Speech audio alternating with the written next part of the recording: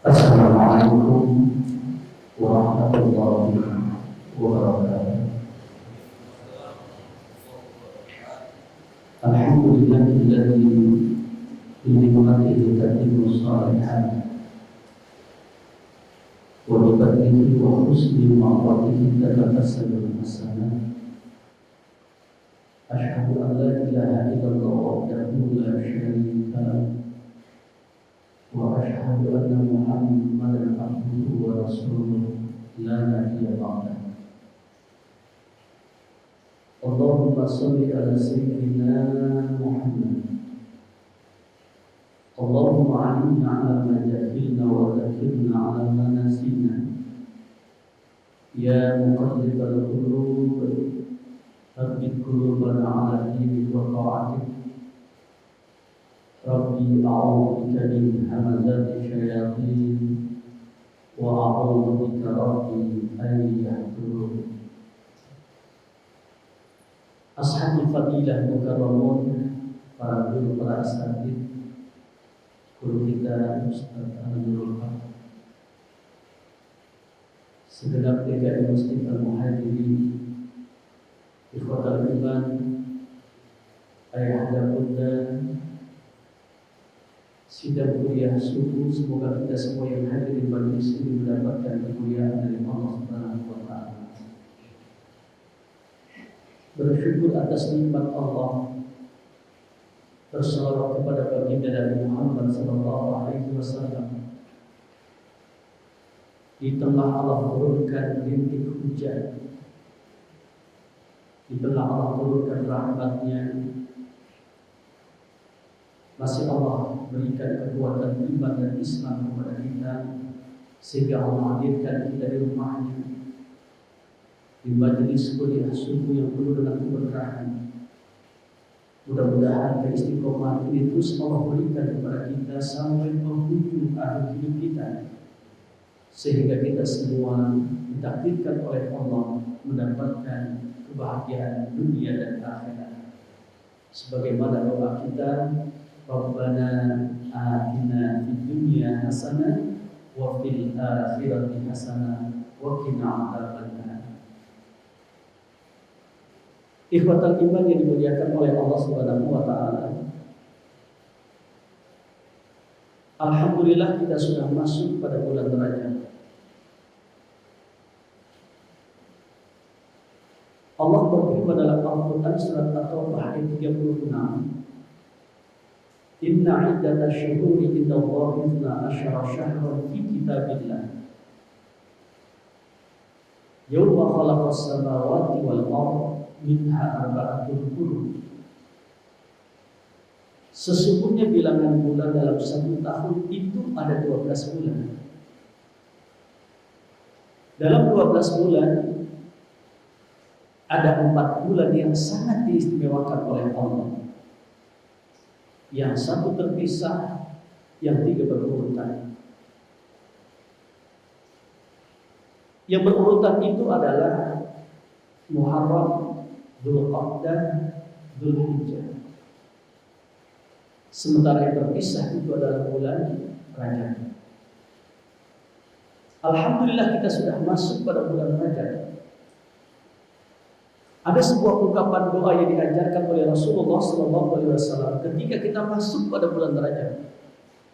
Allahumma barik lana fi Rajab wa Sya'ban wa ballighna Ramadan. Ya Allah, berkahkan kami di bulan Rajab, berkahkan kami di bulan Sya'ban, pertemukan kami dengan bulan suci Ramadan. Hampir setiap bulan yang Allah ciptakan itu terdapat peristiwa penting. Kalau kita lihat kejadian yang sangat istimewa, kejadian yang sangat luar biasa, pada bulan Muharram Allah hijrahkan Nabi kita Muhammad sallallahu alaihi wasallam. Dan kemudian pada bulan Ramadan itu ada nuzulul Quran. Syawal ada Idul Fitri. Dzulhijjah ada peristiwa haji. Dan bulan Rajab ada peristiwa yang sangat penting dan bersejarah dalam Islam. Itu peristiwa Isra wal Mi'raj Nabi kita Nabi Muhammad sallallahu alaihi wasallam.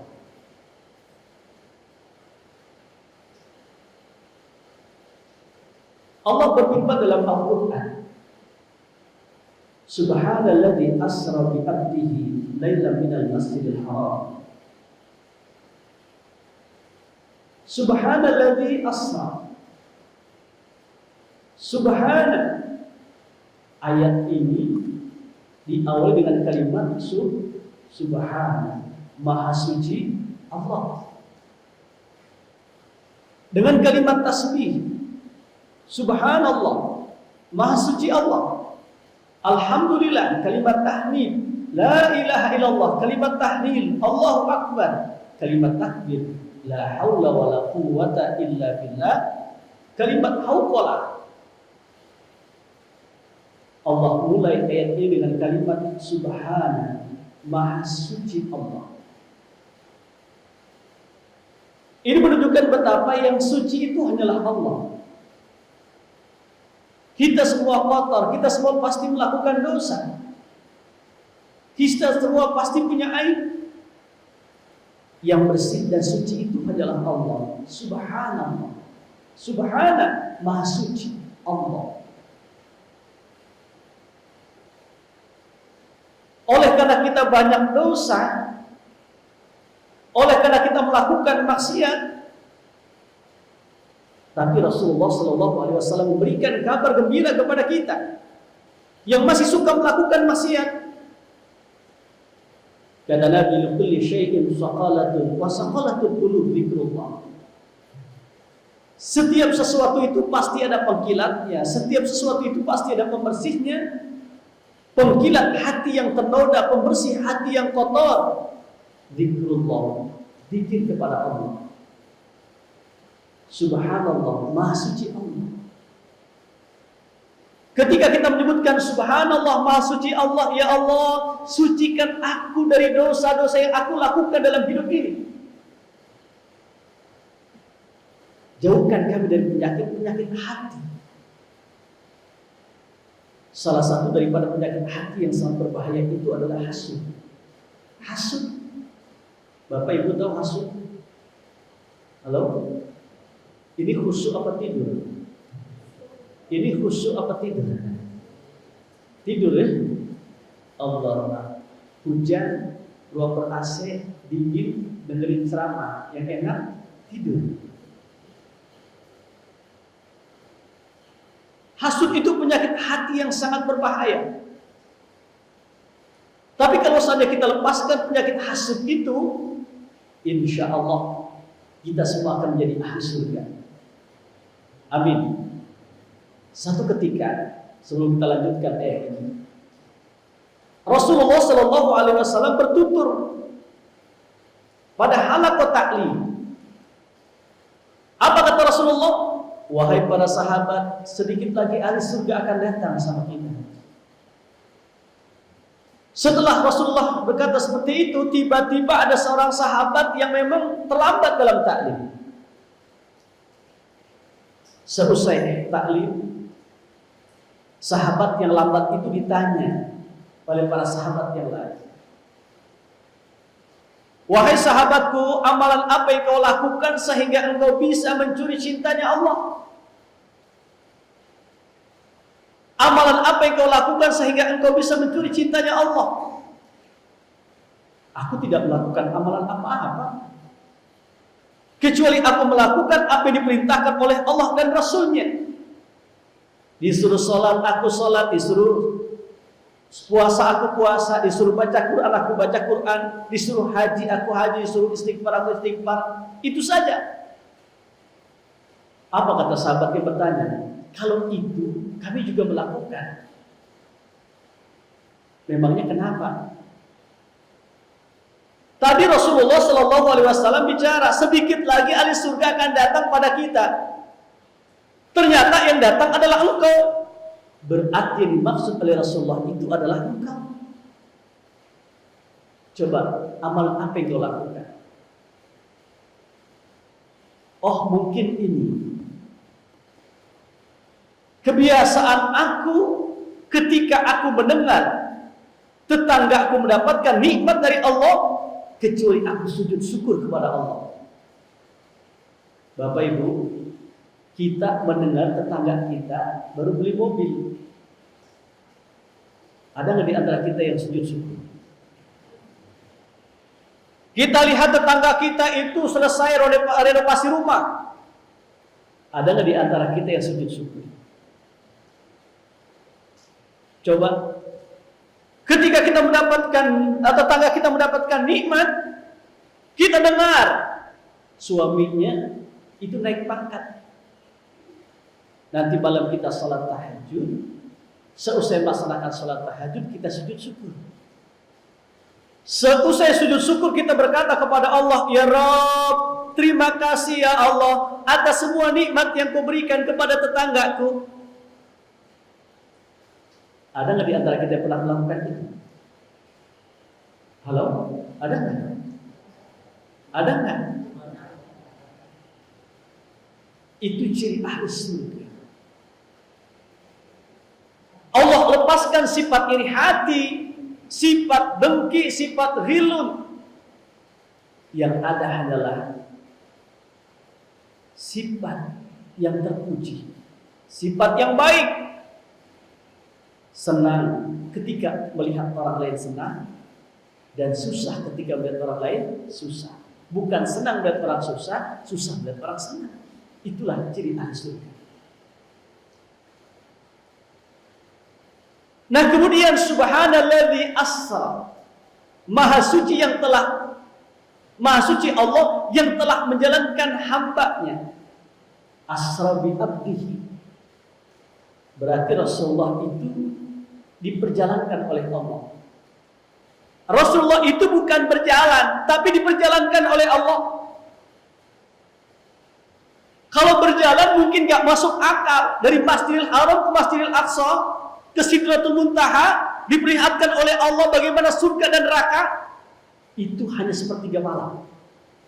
Kira-kira masuk akal atau tidak? Gak masuk akal. Makanya peristiwa Isra Mi'raj itu bukan peristiwa akal, tapi peristiwa Isra Mi'raj itu adalah merupakan peristiwa iman kepada Allah. Siapapun yang beriman kepada Allah dan Rasulnya, maka dia percaya dan beriman pada peristiwa Isra wal Mi'raj Nabi kita Muhammad sallallahu alaihi wasallam. Subhanalladzi asra bi abdihi, maha suci Allah yang telah menjalankan hamba-Nya. Abdullah.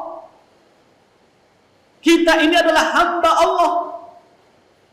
Kita hanya menghambakan diri kita hanyalah kepada Allah. Ini adalah merupakan ikrar perjanjian kita. Iyyaka na'budu wa iyyaka nasta'in. Hanya kepada Engkau ya Allah kami menyembah, dan hanya kepada Engkau ya Allah kami mohon pertolongan. Kami tidak akan pernah menyembah kecuali hanya kepada Allah. Kami tidak akan pernah mohon pertolongan kecuali hanya kepada Allah. Dan kami tidak akan pernah bersandar kecuali hanya kepada Allah Subhanahu wa ta'ala.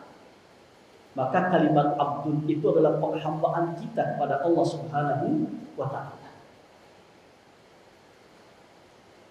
Bi abdihi ini para ulama, kenapa kok bi abdihi? Bukan subhanalladzi asra bi Muhammadin, tapi subhanalladzi asra bi abdihi. Dengan hambanya. Menurut penafsiran para ulama, betapa ketika Rasulullah diisra, dimi'rajkan oleh Allah Subhanahu wa taala, itu bukan hanya ruhnya, tapi jasadnya, jisman wa ruhan. Jasad dan ruh baginda Nabi Muhammad sallallahu alaihi wasallam diperjalankan oleh Allah dari Masjidil Haram ke Masjidil Aqsa. Mudah-mudahan kita semua bisa ke Masjidil Haram. Kita bisa ke Masjidil Aqsa. Alladzi barakna haulahu.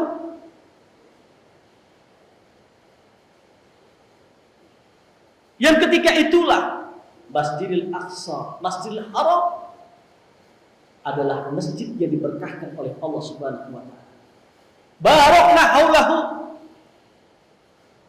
Sekelilingnya, sekitarnya itu diberkahkan oleh Allah. Ini menunjukkan betapa ketika kita sebagai hamba Allah sering ke masjid, apalagi sholat subuh berjamaah kayak begini kan berat, ya kan? Ini sholat subuh, ini sholat yang sangat luar biasa. Di tengah rintik hujan, di tengah ngantuk, kita paksakan diri kita menuju rumah Allah. Mudah-mudahan iman kita diakui oleh Allah. Oleh karena Rasulullah sallallahu alaihi wasallam bersabda, "Idza ra'aitum rajula ya'tadu ilal masajid fashhadu bi anna lahul iman." Kalau seandainya kalian melihat, menyaksikan laki-laki subuh-subuh ke masjid, saksikan dia termasuk orang yang beriman. Innama ya'muru masajidallah man amana billah. Sungguh hanya orang-orang beriman sajalah yang mau meramaikan masjidnya Allah. Kalau seandainya umatku tahu keutamaan orang yang melaksanakan salat subuh di masjid, lau habwa, berangkat pun akan mereka lakukan. Makanya alhamdulillah pagi ini Allah takdirkan kita bisa memakmurkan masjidnya Allah Subhanahu wa taala. Insyaallah ketika kita memakmurkan masjid, bukan hanya kita yang berkah, tapi keluarga kita juga berkah. Bukan hanya keluarga kita yang berkah, tapi anak cucu keturunan kita dalam berkah Allah. Saudara-saudara kita dalam berkah Allah. Dan insya Allah orang-orang di sekeliling kita pun akan mendapatkan keberkahan dari Allah. Barakna Allah. Nah kemudian, apa sih inti dari peringatan Isra Mi'raj? Linuriyahu min ayatina. Allah ingin menunjukkan bagaimana tanda-tanda kebesaran Allah Subhanahu wa taala. Yang ketika kita sering memikirkan kebesaran Allah lewat ciptaannya, pasti akan bertambah tauhid dan keyakinan kita hanyalah kepada Allah. Ketika kita berpikir, bertafakur, memikirkan kebesaran Allah, kenapa Allah ciptakan langit, kenapa Allah ciptakan bumi, kenapa Allah ciptakan daratan, kenapa Allah ciptakan lautan, kenapa Allah ciptakan manusia, otomatis akan bertambah keyakinan kita kepada Allah. Dan kita merasakan keagungan serta kebesaran Allah.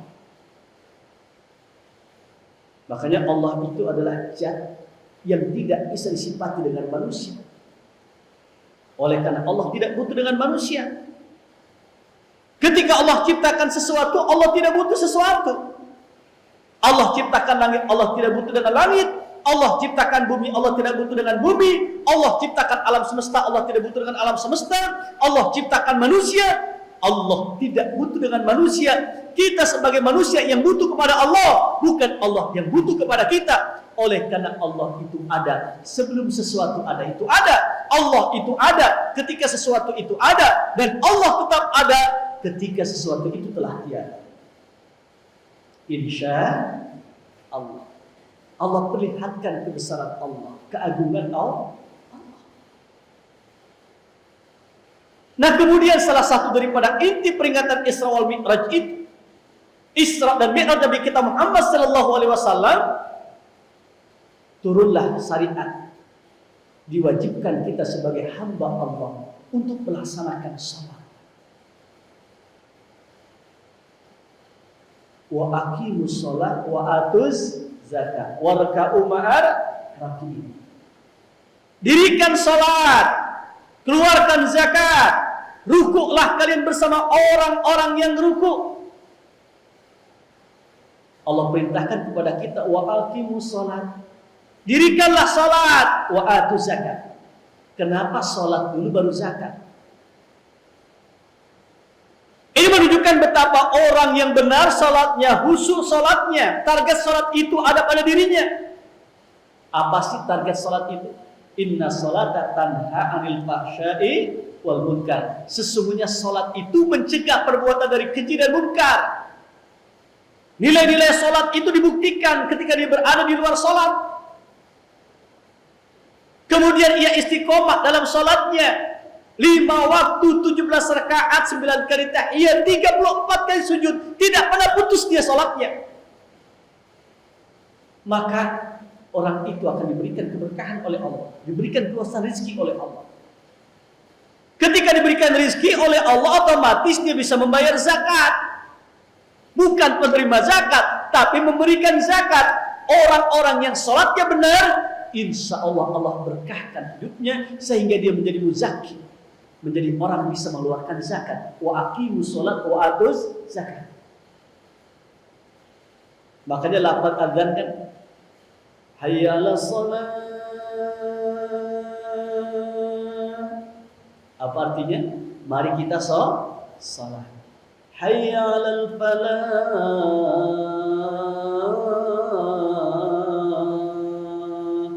Mari kita hayya 'alal falah. Mari kita meraih kemenangan. Ini menunjukkan betapa orang yang sholatnya benar akan sukses, akan menang, akan berhasil. Sehingga hidupnya itu dibahagiakan oleh Allah dunia dan akhirat. Wa aqimus shalah wa atuz zakat warka'u ma'ar rakiin. Rukulah bersama orang-orang itu.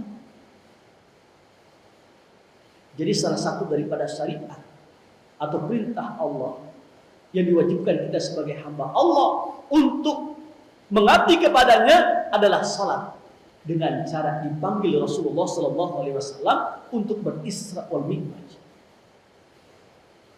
Maka pesankan, ajarkan anak kita, ajarkan keluarga kita, ajarkan anak cucu keturunan kita untuk melaksanakan sholat. Nah, kalau yang hadir insya Allah ini orang-orang saleh semua. Ibu-ibunya wajah-wajah orang salehah semua, ya kan? Tapi anak cucu keturunan kita mungkin masih banyak yang belum sholat. Ajarkan mereka, ajak mereka untuk melaksanakan sholat.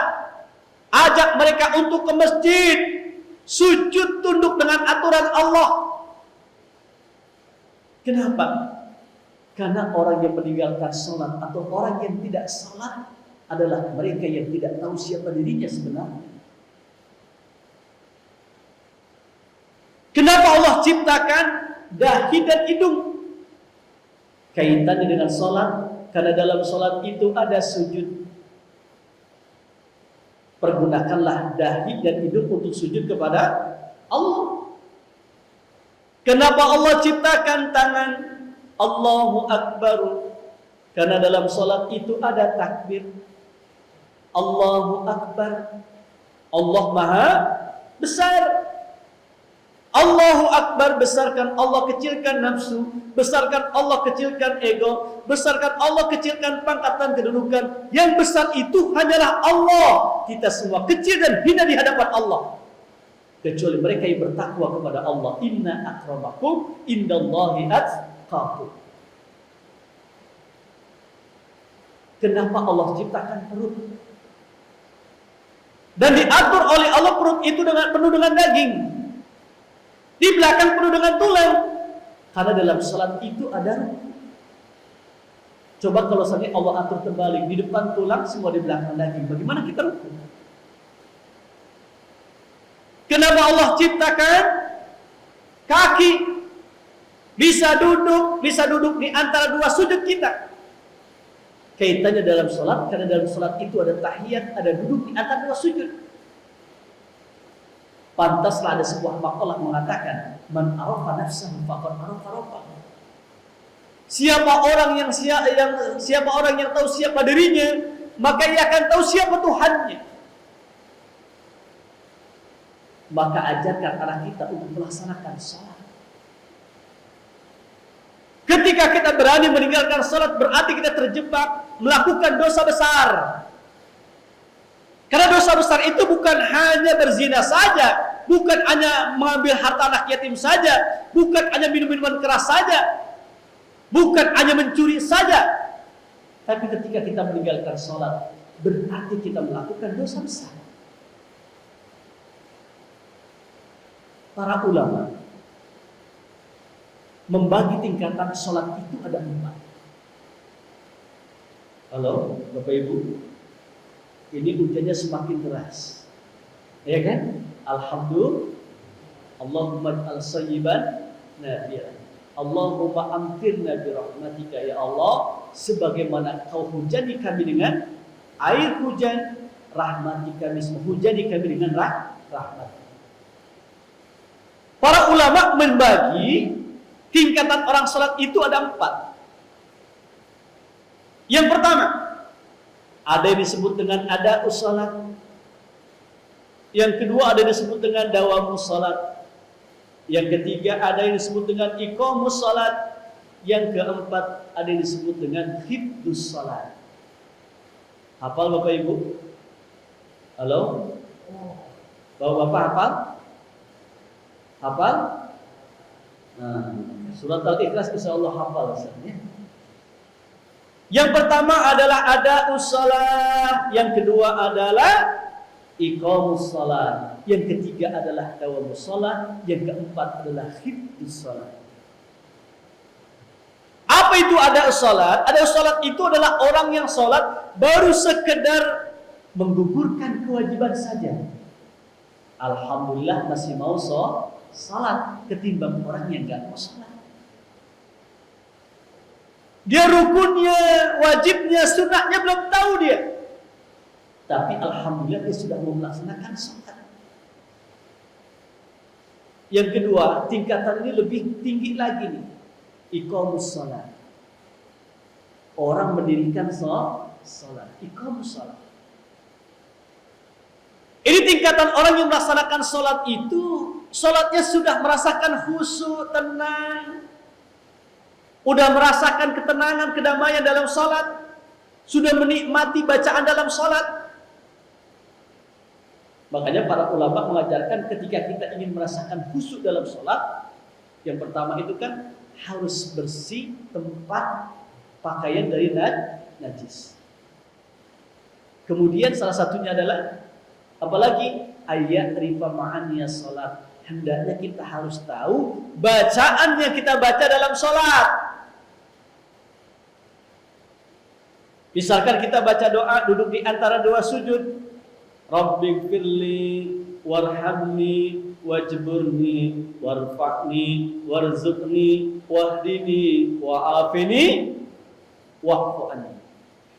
Tahu enggak tuh maknanya sendiri? Rabbighfirli, ya Allah ampuni dosa-dosaku, warhamni, ya Allah rahmati aku.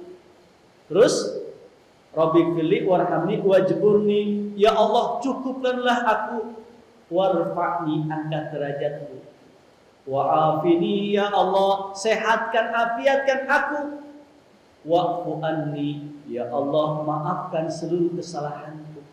Ada sekitar 8 doa yang kita minta dalam doa duduk di antara dua sujud. Rabbighfirli warhamni wajburni warfa'ni wahdini wa'afini wa'fu anni. Salat itu sudah merasakan nikmat. Apalagi ketika ia melaksanakan salat tahajud. Inna nasyi'atal lail hiya asyaddu wa aqwamu qila. Sesungguhnya bangun di tengah malam itu lebih tepat dan bacaan ketika itu lebih berkesan. Dia merasakan nikmat khusyuk dalam salat. Itulah iqamus salat.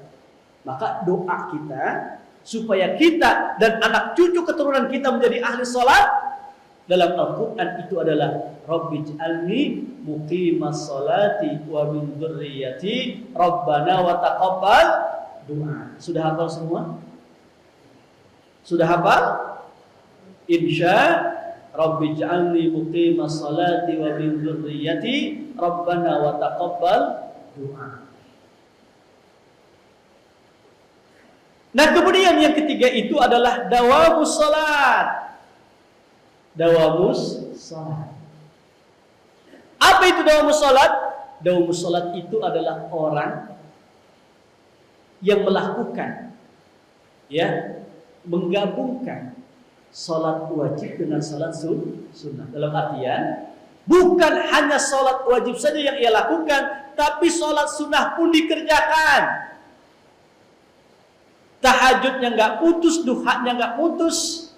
Kemudian salat hajat, salat qabliyah, salat ba'diyah, salat syukur wudu dikerjakan. Ya. Maka usahakan itu salat-salat sunnah pun kita dirikan. Sunnah itu kan memang ya sunnah. Ya, ketika kita lakukan mendapatkan pahala, kita tinggalkan rugi, itulah sunnah. Sholat tahajud itu sunnah, tapi ditinggalkan rugi. Qobliyah subuh itu sunnah, kita tinggalkan rugi. Sholat hajat itu sunnah, kita tinggalkan rugi. Tahiyatul masjid itu sunnah, kita tinggalkan rugi. Maka orang yang mendawamahkan sholat sunnah dan sholat wajib, itulah yang disebut dengan dawamus sholat. Yang keempat itu adalah hifdzus sholat. Ini yang paling inti, hifdzus sholat. Apa itu hifdzus sholat? Hifdzus sholat itu adalah ya, dia menjaga nilai-nilai sholat di luar sholat. Jadi akhlak itu tercermin. Tutur katanya bagus, tutur katanya indah, kata-kata yang manfaat, kata-kata hikmah yang keluar dari lisannya. Perangainya bagus, dengan teman sahabat bagus, dengan tetangga itu bagus. Jadi dia mewujudkan nilai sholat itu di luar sholat. Itulah yang disebut dengan hifdzus sholat. Itulah yang disebut dengan hifdzus sholat. Orang yang menjaga nilai-nilai sholat di luar sholat. Sehingga tujuan akhir dalam sholat itu ada pada dirinya. Inna sholata tanha 'anil fahsya'i wal munkar. Sesungguhnya sholat itu mencegah dari perbuatan keji dan munkar. Maka lewat peristiwa Isra wal Mi'raj, mari sama-sama kita perbaiki sholat kita. Kita istiqomahkan sholat-sholat sunnah. Insya Allah kita termasuk hamba-hamba Allah yang akan mendapatkan kebahagiaan dunia dan akhirat.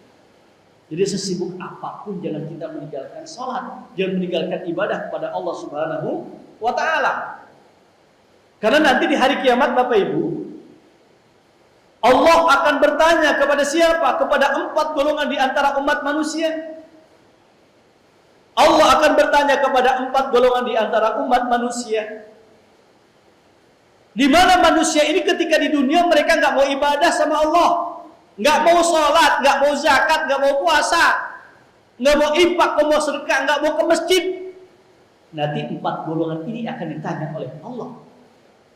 Yang pertama, Allah akan bertanya kepada orang-orang kaya yang tidak mau ibadah, yang tidak mau sholat. Ada orang kaya di sini? Halo? Ada orang kaya? Insya Allah jadi orang kaya semua.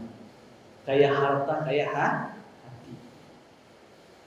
Nanti Allah akan bertanya kepada orang-orang kaya yang gak mau ibadah sama Allah, gak mau sholat. Apa kata Allah? Ayyuhal aghniya, hai orang-orang yang kaya, lima taraktumul ibadah. Kenapa kalian tinggalkan ibadah? Kenapa kalian gak mau sholat? Dengan congkak sombongnya orang kaya berkata, nahnu masghuluna bi amwalina ya Allah. Kami sibuk dengan harta yang kami miliki. Apa kata Allah?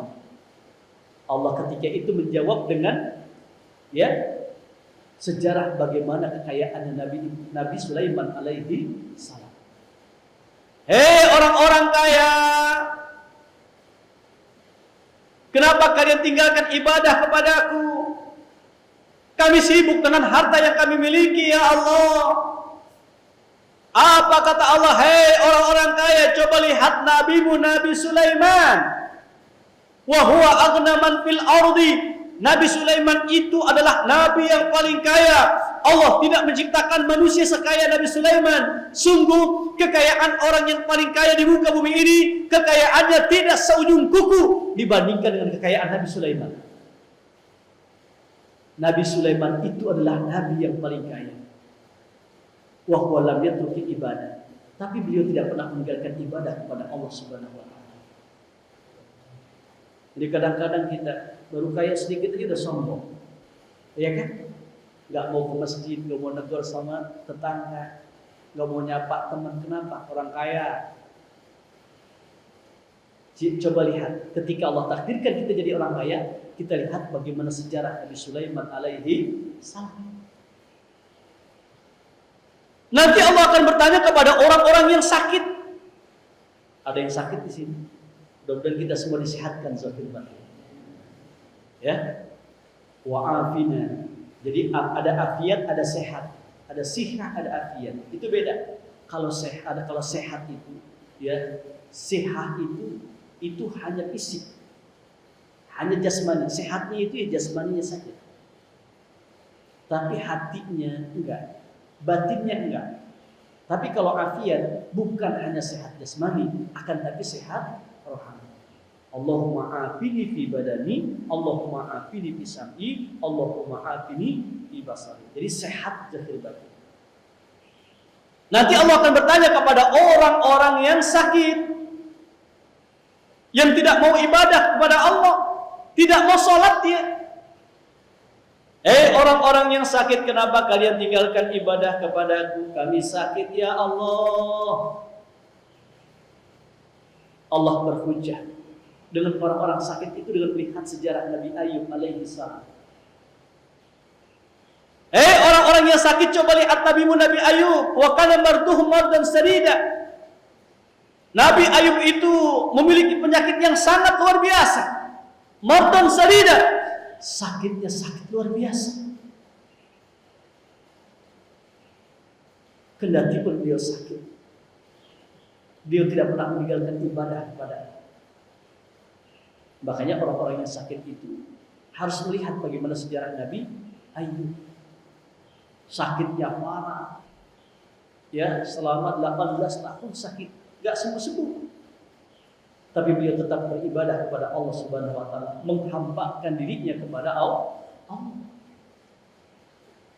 Nanti Allah akan bertanya kepada siapa? Kepada orang-orang miskin yang gak mau ibadah sama Allah. Orang-orang miskin, kenapa kalian tinggalkan ibadah kepadaku? Kami miskin ya Rabb. Mau berinfak bersedekah, gak punya duit, gak punya harta. Orang-orang miskin. Coba lihat ibu Nabi Isa alaihi salam. Nabi Isa itu wahwa afqaru man fil ardi. Nabi Isa itu adalah nabi yang paling miskin. La baitalahu, Nabi Isa itu enggak punya rumah. La malalahu, Nabi Isa itu enggak punya harta. Beda dengan Nabi Sulaiman. Nabi Sulaiman kan punya istana yang begitu megah, yang terbuat dari batu menikam, intan, mutiara ketika itu. Orang-orang miskin, kenapa kalian tinggalkan ibadah? Kami miskin ya Allah. Coba lihat Nabi Isa alaihi salam. Dia adalah nabi, manusia yang paling miskin sedunia. Tapi beliau tidak pernah meninggalkan ibadah kepada.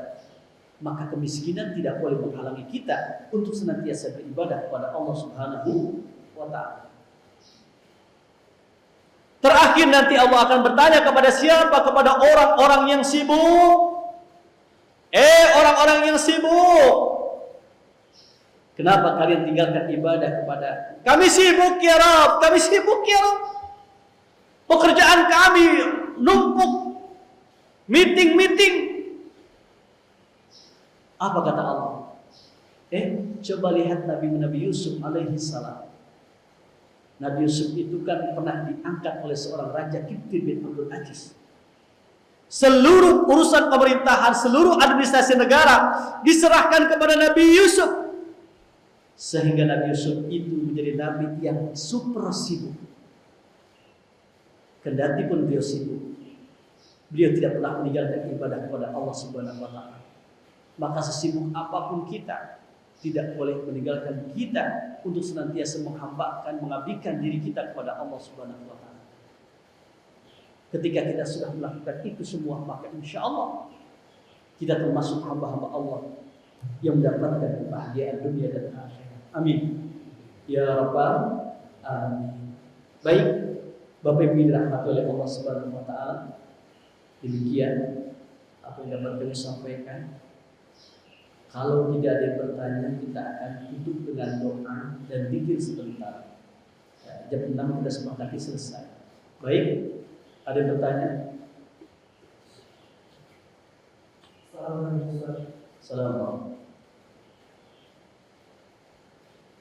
Kontradiktif ketika Allah memanggil hamba untuk melaksanakan Isra dan Mi'raj untuk menerima sholat, memanggil, menuju, berarti kan bertempat.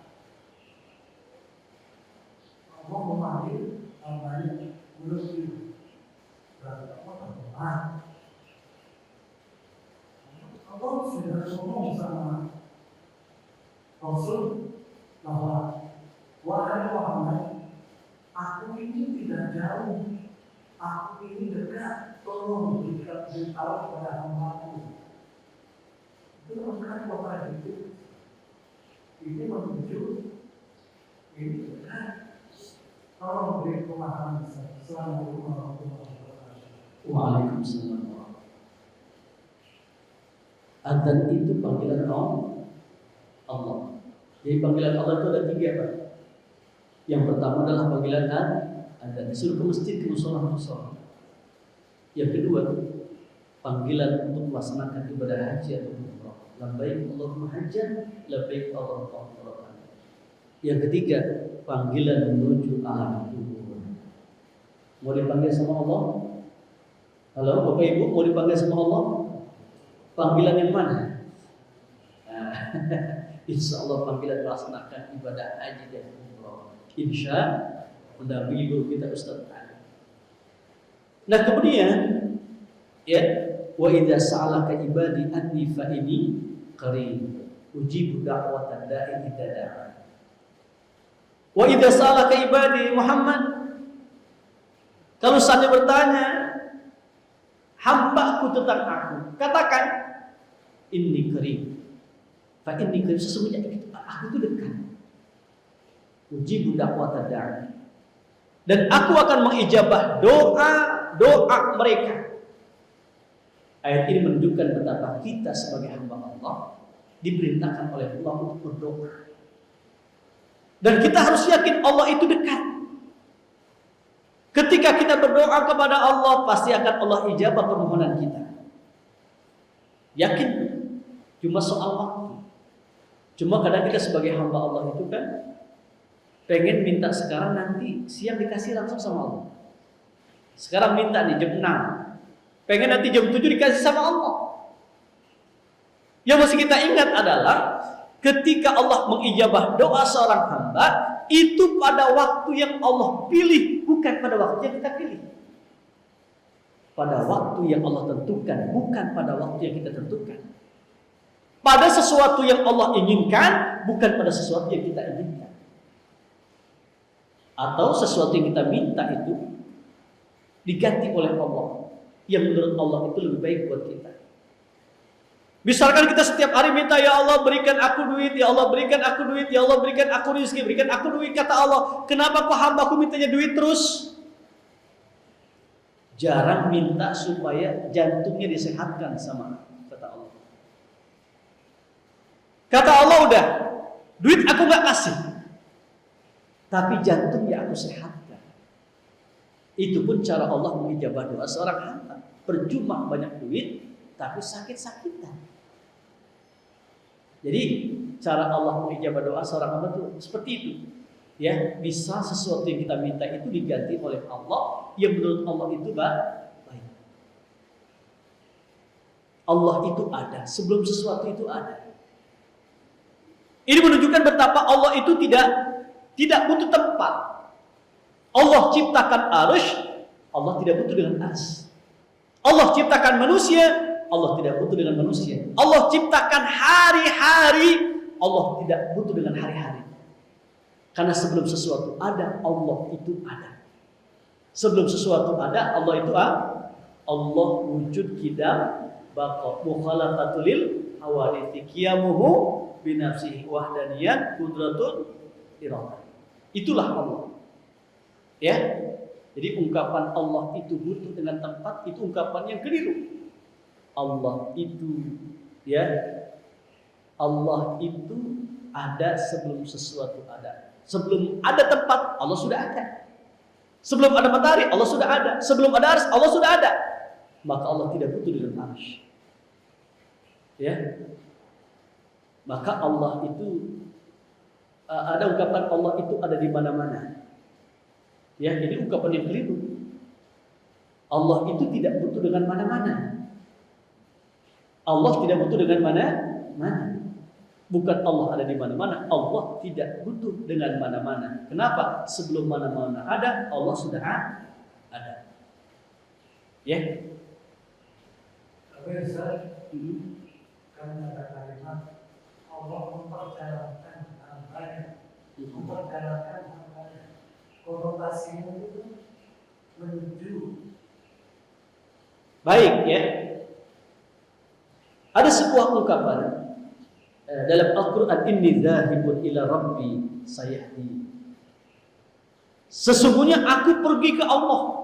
Ungkapan siapa itu? Nabi Ibrahim alaihi salam. Ketika Nabi Ibrahim ingin berdoa, ingin mendapatkan keturunan. Rabbi habli minas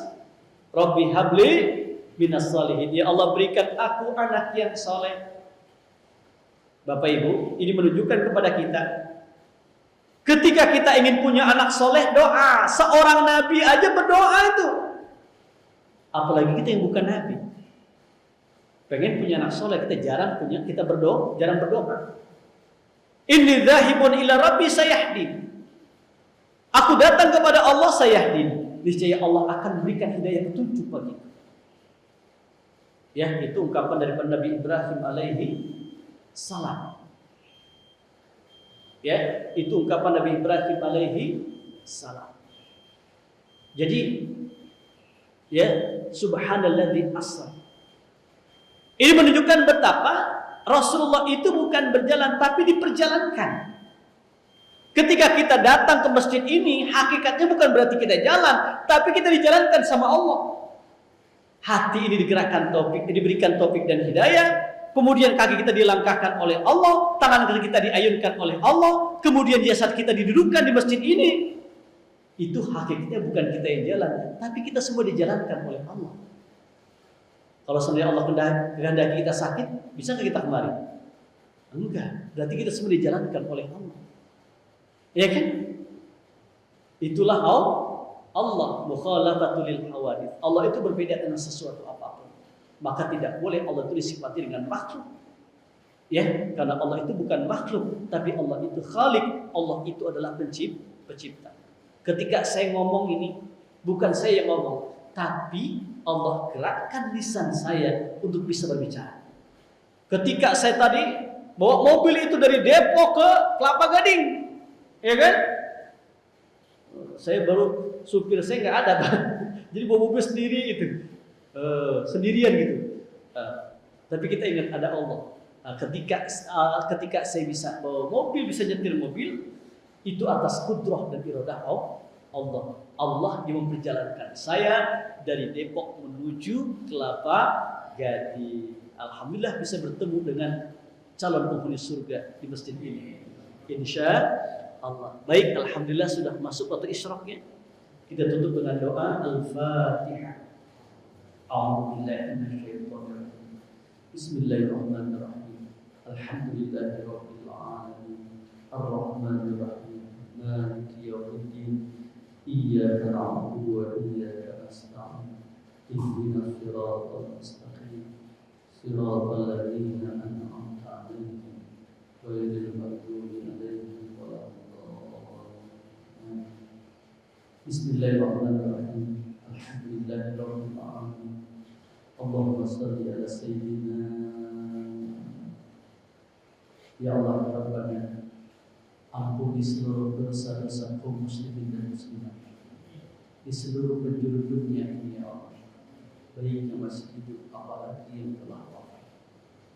Ya Allah ya Rabbana, ampuni seluruh dosa-dosa ayah dan ibu kami. Ampuni seluruh dosa-dosa ayah dan ibu kami.